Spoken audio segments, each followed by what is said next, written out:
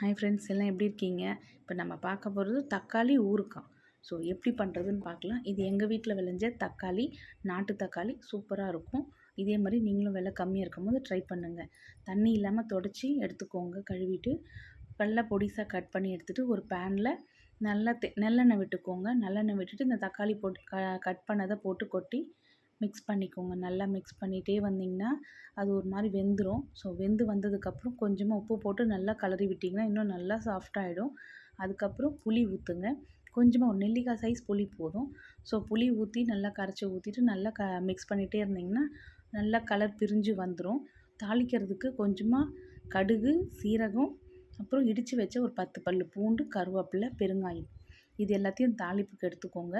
இது நல்லா மிக்ஸ் பண்ணோன்னே மஞ்சத்தூள், மிளகாய்த்தூள், வெறும் மிளகாய்த்தூள் போட்டு நல்லா மிக்ஸ் பண்ணிகிட்டே இருந்திங்கன்னா பிரிஞ்சு வந்துடும் சூப்பராக. தாளித்து கொட்டி இறக்குனிங்கன்னா செம்ம டேஸ்ட்டாக இருக்கும். நம்ம சப்பாத்தி, இட்லி, தோசை எல்லாத்துக்குமே சாப்பிடலாம். ரைஸ்க்கும் நல்லாயிருக்கும். தயிர் சாதத்துக்கு செம்ம காம்பினேஷன் சூப்பராக இருக்கும். ட்ரை பண்ணி பாருங்கள். நீங்கள் வெளியவும் வைக்கலாம், ஃப்ரிட்ஜில் ஸ்டோர் பண்ணியும் சாப்பிட்லாம். நல்லாயிருக்கும். ட்ரை பண்ணி பார்த்துட்டு எனக்கு கமெண்டில் எப்படி இருக்குன்னு சொல்லுங்கள். ஸோ இது தாளிக்கும் பொழுது கொஞ்சமாக கடுகையும் வெந்தயமும் வெறும் கடாயில் வறுத்து போடுங்க. நல்லா